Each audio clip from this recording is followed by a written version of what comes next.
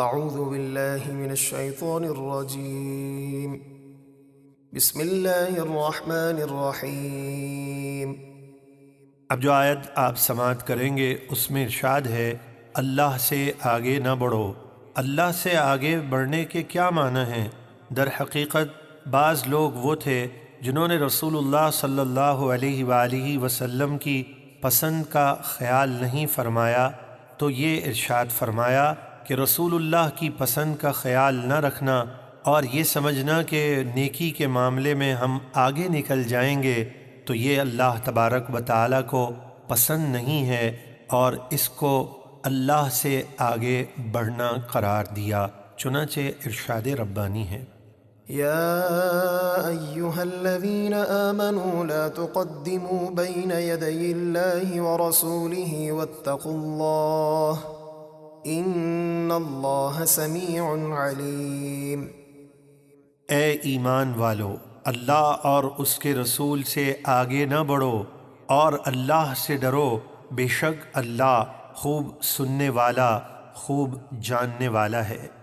يا أيها الذين آمنوا لا ترفعوا أصواتكم فوق صوت النبي ولا تجهروا له بالقول كجهر بعضكم لبعض أن تحبط أعمالكم وأنتم لا تشعرون۔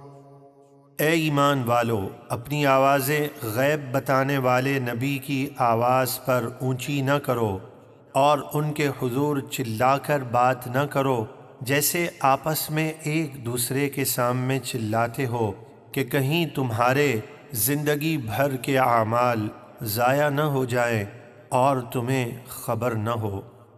پچھلی آیت کریمہ میں اونچی آواز نہ کرو اس کا جو ذکر و تذکرہ ہے، جب یہ آیت نازل ہوئی تو صحابہ علیہم رضوان، سیدنا ابو بکر صدیق، سیدنا فاروق اعظم رضی اللہ عنہما نے کمال احتیاط کے ساتھ عرض و معروض کا سلسلہ جاری کیا۔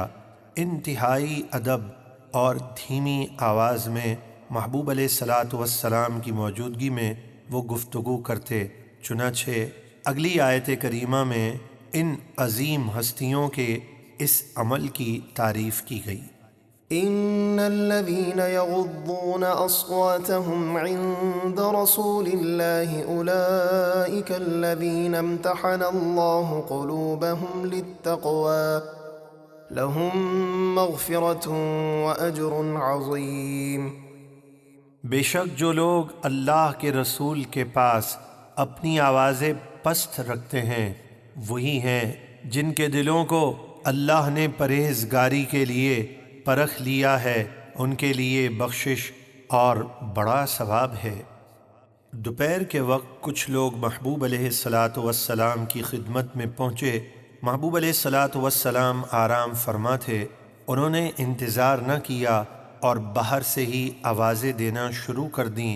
چنانچہ ان لوگوں کے بارے میں ارشاد فرمایا، ان الذين ينادونك من وراء الحجرات اكثرهم لا يعقلون ولو انهم صبروا حتى تخرج اليهم لكان خيرا لهم والله غفور رحيم۔ اے حبیب، بے شک جو لوگ آپ کو حجروں کے باہر سے پکارتے ہیں ان میں اکثر بے عقل ہیں، اور اگر وہ صبر کرتے یہاں تک کہ آپ خود ان کے پاس تشریف لے آتے تو یہ ان کے لیے بہتر تھا، اور اللہ بہت بخشنے والا نہایت مہربان ہے۔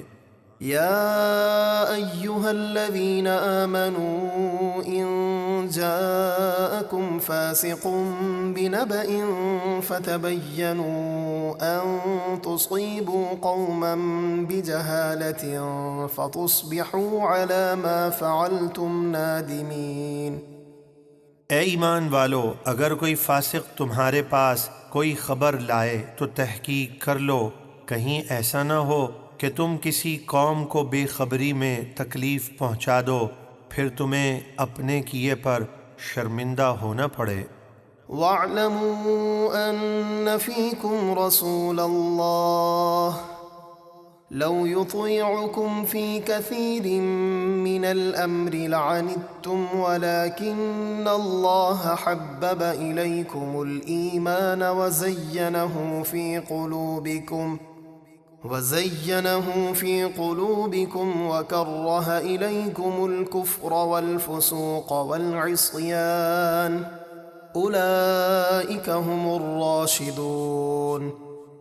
اور جان لو کہ تم میں اللہ کے رسول موجود ہیں، اگر وہ بہت سارے کاموں میں تمہارا کہنا مان لیں تو ضرور تم مشقت میں پڑ جاؤ گے، لیکن اللہ نے تمہیں ایمان کی محبت دے دی اور اسے تمہارے دلوں میں آراستہ کر دیا، اور کفر اور فسق اور نافرمانی تمہیں ناگوار کر دی، یہی لوگ سیدھے راستے پر ہیں۔ فضلا من اللہ ونعمہ واللہ علیم حکیم۔ یہ سب اللہ کا فضل اور اس کا انعام ہے، اور اللہ خوب جاننے والا، بڑی حکمت والا ہے۔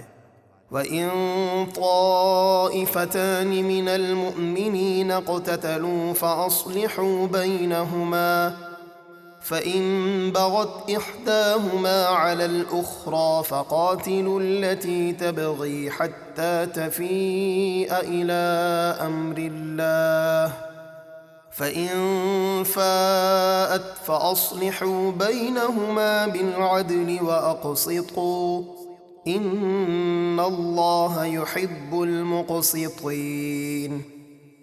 اور اگر مسلمانوں کے دو گروہ آپس میں لڑ پڑیں تو ان میں صلح کرواؤ، پھر اگر ان میں سے ایک دوسرے پر زیادتی کرے تو اس زیادتی کرنے والے سے لڑو یہاں تک کہ وہ اللہ کے حکم کی طرف پلٹ آئے، پھر اگر وہ پلٹ آئے تو انصاف کے ساتھ ان میں صلح کروا دو اور انصاف کرو، بے شک اللہ انصاف کرنے والوں کو پسند فرماتا ہے۔ انما المؤمنون اخوة فاصلحوا بين اخويكم واتقوا الله لعلكم ترحمون۔ سب مسلمان آپس میں بھائی بھائی ہیں تو اپنے دو بھائیوں میں صلح کرواؤ اور اللہ سے ڈرو تاکہ تم پر رحم کیا جائے۔